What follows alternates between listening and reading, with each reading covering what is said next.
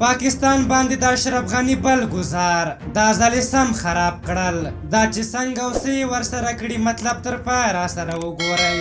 ګرانو لیدونکو السلام علیکم. کابل کې له سفارت بهر پاکستان ته د کشمیر ورځې د لمانځلو اجازه ورنه کړل شوه. افغان حکومت کابل کې د پاکستان سفارت په اجازه نه ده ورکړې چې کانټیننټال هوټل کې له کشمیریانو سره د خواخوږۍ ورځ ونمانځي.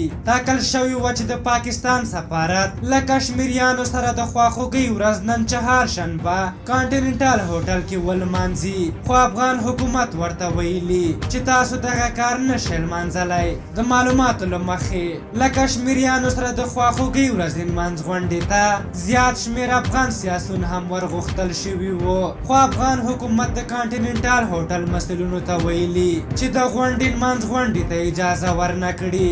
د یادولو ده چې د پاکستان سفارت له لوري د غونډې خبري پوښښ لپاره رسنیو ته پرون سهار بلنلیکونه هم استول شوي وو، خو مازدیګر مهال یې دویم بلنلیک ورلېږلی وو او غوښتنه یې ترې کړې چې کانټیننټل هوټل کې غونډه کینسل شوې او دوی د سفارت انګړ ته راشي. نو نن له همدې امله دغه ورځ دوی د پاکستان سفارت کې ولمانځله او یو شمېر ګوډاګیانو او رهبرزادګانو پکې ګډون کړی و.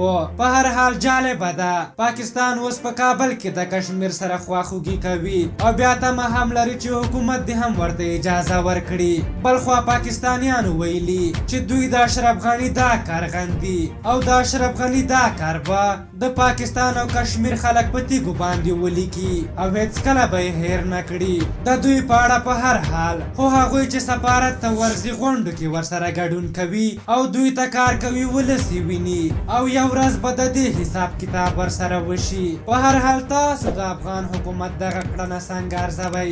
خپل نظرونه مو راته په کومنټ کې ولیکئ. که زموږ ویډیو مو خوښه شوې وي ضروري لایک کړئ. تر بیا مو په لوی او بخښونکي خدای سپارم. د الله په امان.